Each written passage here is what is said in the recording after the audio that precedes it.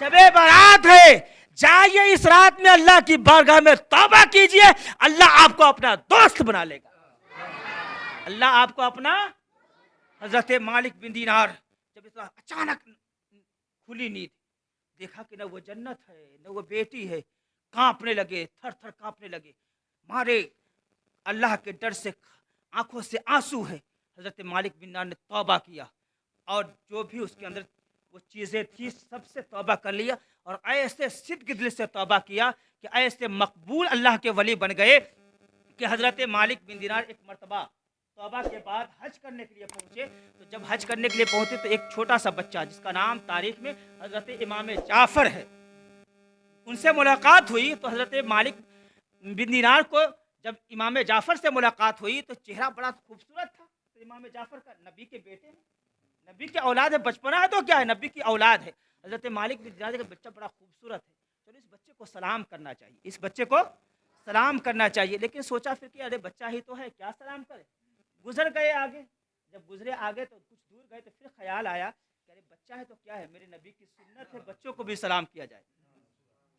मेरे नबी बच्चे को भी सलाम करते थे, तो मेरे नबी की सुन्नत है बच्चों को सलाम करना। पलट कर आए और पलट कर आने के बाद उस बच्चे को सलाम किया, अरे बच्चे अस्सलामु अलैकुम, अरे बच्चे अस्सलामु अलैकुम। तो जानते उस बच्चे ने जवाब क्या दिया, कहा वालेकुम अस्सलाम मालिक बिन दीनार।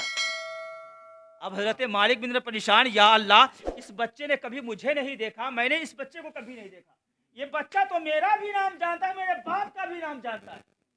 काहे बच्चे तेरी मेरी मुलाकात कभी नहीं हुई, तू मुझे कैसे जानता है, और मुझे ही नहीं तो मेरे बाप को भी जानता है, मेरे बाप को भी जानता है।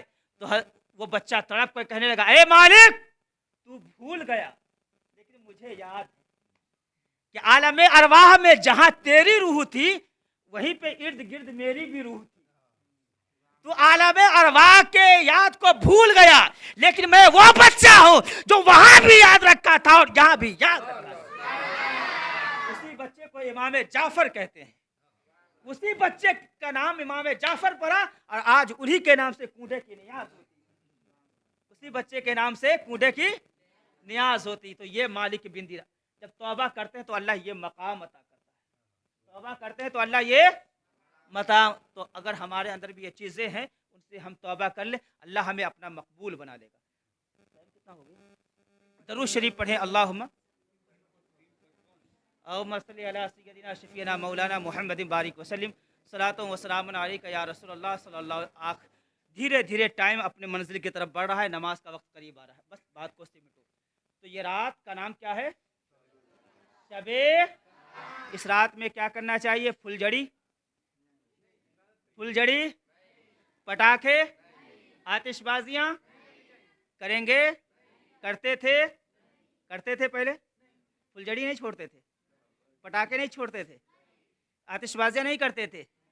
अगर करते थे तो अल्लाह के लिए इन तमाम चीज़ों को छोड़ दीजिएगा, छोड़ दीजिएगा इंशाअल्लाह, इंशाअल्लाह, बोलो इंशाअल्लाह। हम पटाखे नहीं छोड़ेंगे, हम फुलझड़ियाँ नहीं छोड़ेंगे, हम आतिशबाजियाँ नहीं करेंगे, हम कुरान की तिलावत करेंगे, हम दरूद शरीफ पढ़ेंगे, हम कलमा शरीफ पढ़ेंगे, हम अल्लाह की बारगाह में रोएंगे, हम अपने रूठे हुए रब को मनाएंगे, अल्लाह की बारगाह में दुआ करेंगे। तो इंशाअल्लाह आप नन्हे मुन्ने की दुआ अल्लाह कबूल ज़रूर फरमाएगा इंशाअल्लाह। और ये रात जानते कैसी रात है, इस रात में हर काम को बांट दिया जाता है। इस रात में आपके एक आने वाले साल का इंश्योरेंस होता है। क्या होता है, इंश्योरेंस होता है कि अगले साल इस रात से लेकर अगले शबे बारात तक किसको कितना मिलेगा, किसको बेटा देगा, किसको अल्लाह बेटी देगा, कौन इस दुनिया से उठाया जाएगा, सबकी लिस्ट बनाई जाती है इसी रात में। तो क्या आप चाहते हैं कि इस रात में हम अपने लिए भीख मांगने का कटोरा मांग रहे हैं, चाहते हैं? तो अगर सोए रहेंगे तो क्या होगा, क्या मिलेगा, कुछ मिलेगा? तो क्या करेंगे हम इस रात में? जागेंगे।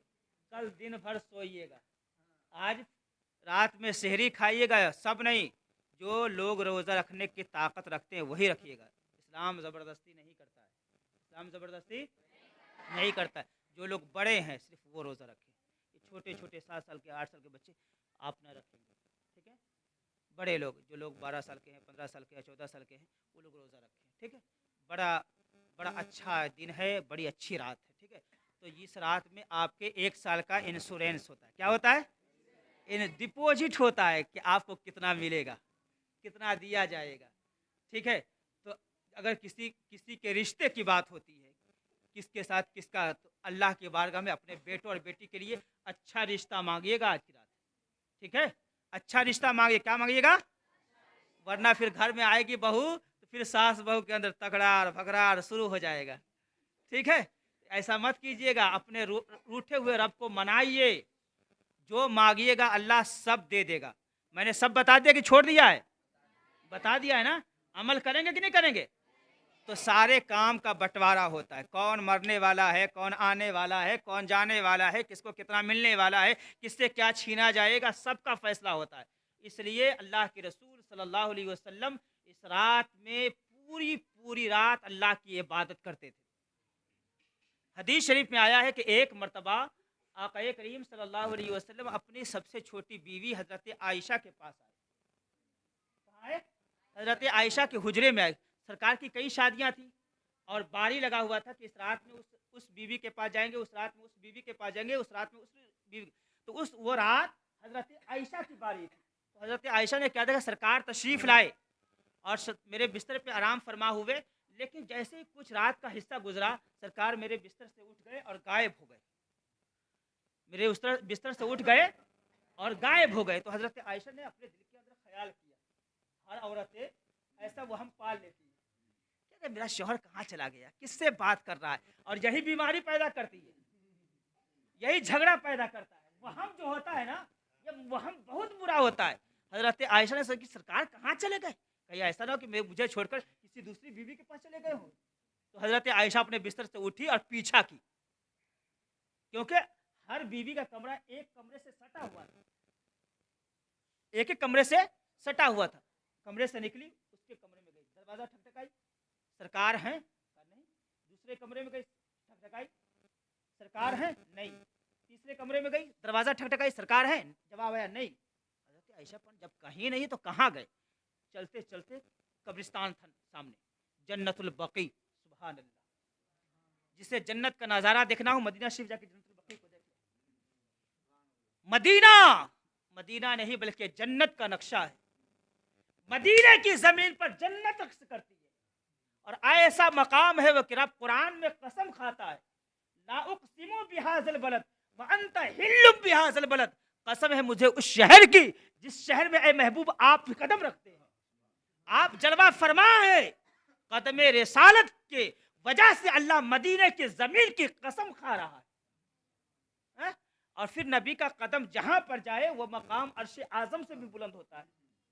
फिर कब्र में हमारे नबी तशरीफ लाएंगे और सरकार का कदम हमारे कब्र पे पड़े, जहन्नम की मजाल है आएगी। रसूल पाक का कदम अर्श आजम से ऊंचा है, अफजल है। तो जिस कब्र में रसूल पाक का कदम पड़ जाए वह जन्नत रही तो फिर और क्या है। इसलिए तो आला फरमाते हैं कब्र में लहराएंगे ता हश्र चश्मे नूर के, जलवा फरमा होगी जब तलअत रसूलुल्लाह की। ये वो रात है कि अपने रब को मनाइए। आपका रब रूठा हुआ है आपसे, आपसे नाराज है, मनाइए उस रब को। आपके जिंदगी का फैसला होता है इस रात में, बड़ी मुबारक रात है। हजरत आयशा पहुंची, देखा जन्नतुल बकी सामने है, वहां चली गई, देखा सरकार जन्नतुल बकी कब्रिस्तान में खड़े हैं, हाथ उठाए हैं, रो रहे हैं, गिर गिरा कर अल्लाह की बारगाह में दुआ कर रहे हैं। क्या मेरा नबी गुनहगार था? है?